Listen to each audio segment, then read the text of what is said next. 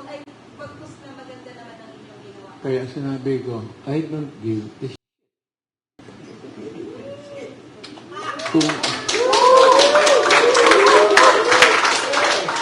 ako, tapos na ako, pinakita ko na yung, ika nga sa ano, yung salida ko.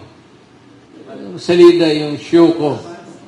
Bisaya yung Espanyol, pati Bisaya yung salida. Napakita ko na yung salida ko. Inyo na naman. Tapos na ako. At least sa panahon ko, kontento ako na I do not have to get an approval from anybody. Dito sa konsensya ko, may ginawa ako para sa bayan ko. At marami akong, at least dito sa mga Maynila, Hood Upper, kung ilang mga sindikato. Kung magsabi kami noon may 10 na sindikato ito malalaki, siguro naiwan pag alis ko, may mga 3, 2, 3. Hindi ko maubos. Hindi ko maubos kasi naubusan ako ng bala.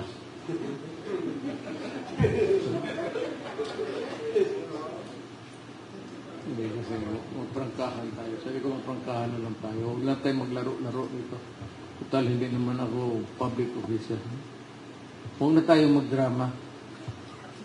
Alam mo, kung kayo mga criminal, kung ano-ano, kaya kong gawain yung ginagawa ninyo. Plus 100 times pa. More cruel and more violent than what you can do. You do your worst and I will do mine. At doon na lang tayo magkita kasi pagdating ninyo may surprise kayo. Kasi dapat mauna ako. Kasi pagdating ninyo sa impyerno, magtaka kayo sa Satanas, wala na sa trono nila.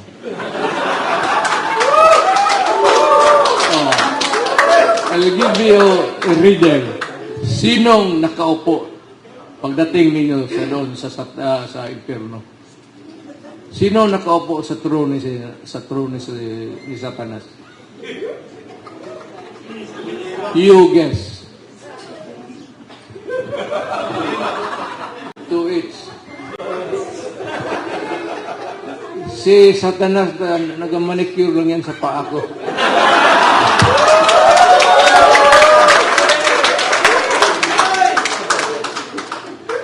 Bakit ang magpatalo? Gago. Magpunta ako doon sa impyerno para pasunog lang tapos si Satanas ba tigas-tigas doon.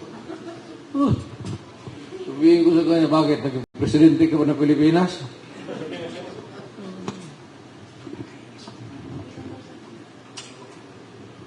Hindi, ako, sarcasm plus malicious, na ako.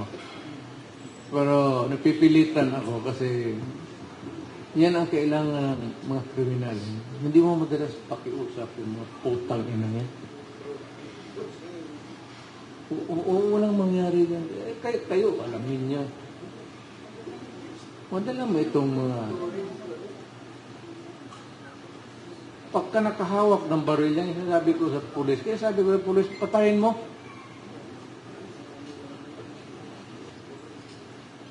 Tanungin mo yung mga pulis dito. Sabi ko, wag ko kayong makita, maabutan sa ospital na nakatingalo, na binaril kayo ng kriminal. Dapat yung kriminal ang nandyan sa emergency room. Kayo yung pakapi-kapi pagkatapos ng trabaho.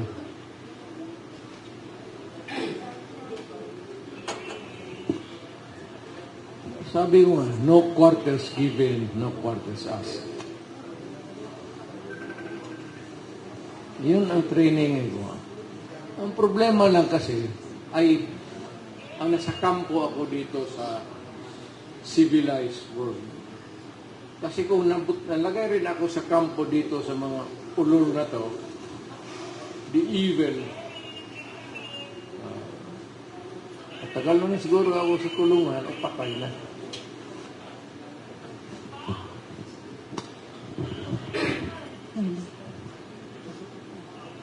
Ikaw, Lorraine. Mr. President, Sir, nagmo-monitor ako ng mga comments, sir, during the Senate hearing. Tapos yung predominant na narinig ko, we miss this President. We miss yung ganitong malakas na paninindigan. At nanggagaling kasi yun, sir, sa mga taong malungkot na at natatakot sa mga kriminal at kriminalidad. So, ano po kayang pwede niyong sabihin sa ating mga kababayan para bigyan niyo naman ng konting lakas ng loob? Alam mo, to my countrymen, many, maybe almost half of the population, maski dito sa kwartong ito, hindi niyo magustuhan yung demeanor ko, yung asta ko. Sabi, ito ba mayabang ito o ano ba gustong ipakita nito? Yung naging presidente na ito, naging mayor na ito, ano bang gusto niyang ipakita? Ang gusto ko kasing ipakita is my message primarily to the Filipino people is that ito sasabihin ko para ito sa inyo. It is really actually to protect you. Na itong mga kriminal, nagbibigay ito ng problema sa atin. Alam mo, pag ikaw ay isang wage earner lang, ordinary, tatrabaho ka lang sa hotel, may anak ka, nag-aral, tapos college sa gabi. You know, every night, kung sa tatrabaho ka, o nasa bahay ka na, tapos naghihintay ka pa, magsige ka tingin ng relo mo, lalo na kung may bagyo, hindi mo malaman kung yung bus na sinakyan ng anak mo, hinold up, o naglalakad yung anak mong babae, dinampot. Yung sense of security, wala. Sa Davao, meron talaga. Kasi pag nagkamali ka talaga, let me be very bastos ang bunga mo. Do not fuck in my secret. Huwag mong galawin niyang inosenteng tao, lalo na yung mga bata. Pag ginalaw mo yan, hindi kita papadusutin. Yung mayor ako. Nang magtanong kayo, I'm sure almost nasa isip, Mayor, ilan ang pinatay mong kriminal sa Davao?